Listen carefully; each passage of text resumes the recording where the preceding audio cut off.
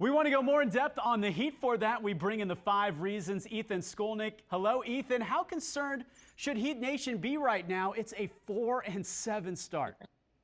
Yeah, I would say somewhat concerned. I think that you've got to have some qualifiers here because Jimmy Butler right now is 8th on the Miami Heat in minutes. If that's the case, you're going to have some struggles. Obviously, the COVID situation, guys in and out.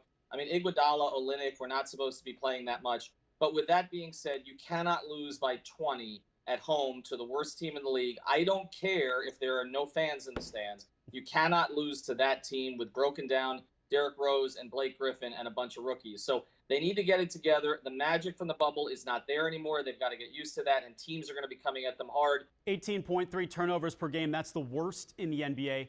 How does that get fixed? Well, I think Jimmy helps. Now, Jimmy commits turnovers, but at least he settles them down. Look, they don't have really traditional point guards. Kendrick Nunn, even when he was a starter last year, is not that. They tried to turn Tyler Hero into that a little bit more. There's going to be somewhat of an adjustment. Dragic is a point guard who settles them, but really he's looking for his own offense. And then Jimmy and Bam handle the ball a lot. They don't have and this is an interesting name to look for as Toronto struggles. They don't have a Kyle Lowry type. They don't have a point guard. You just say you're putting the ball in his hands to settle everything down all of the time. That turnover number needs to get to 14 or 15. The two biggest problems they've had this year, turnovers and rebounding. You mentioned Jimmy Butler playing in only 5 of the 11 games. When Buckets is on the floor, Ethan, how different is this Miami squad? Well, they're different because they all feed off of him. Look, he at times will kind of let the game come to him. He won't be that aggressive early. I know that frustrates Heat fans at times. He's not a traditional superstar in that sense, but he makes everybody else feel more comfortable, particularly guys like Hero and Robinson. They really play off of him.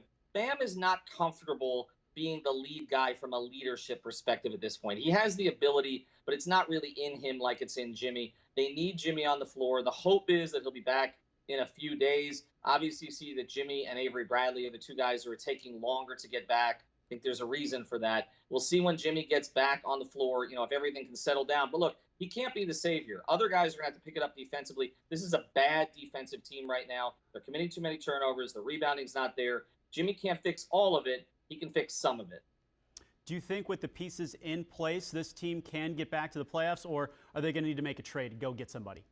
Well, I think they're a playoff team. The question is, are they, a finals contending team like they were last year? And look, the way they look right now, they're sort of validating what everybody said when they said it was a fluke in the bubble. I didn't feel it was a fluke in the bubble, but a lot of things did break right for them there that they took advantage of. The Harden thing obviously didn't play out. Watch Oladipo's situation in Houston, although his contract can't be aggregated until, I believe, March 4th. Again, watch Lowry, watch guys like John Collins. There are players out there that they could go after, but I don't know that there's going to be a quick strike move. There might just be a roster shakeup move.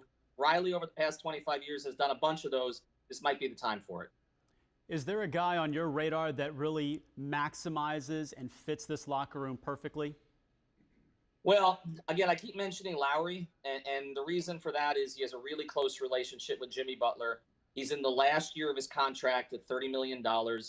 They could absorb that by trading some contracts to Toronto. And remember, the Raptors might not trade Lowry if they were playing in Toronto right now because he's a fan favorite up there, but they're not playing in Toronto right now. They're in Tampa. Kelly Olynyk is Canadian. So I do think that there are some options. That would be the kind of player that I think Jimmy Butler would pound the table for. Watch Lowry's situation with the Raptors. Great insight there, Ethan. Thank you so much, as always.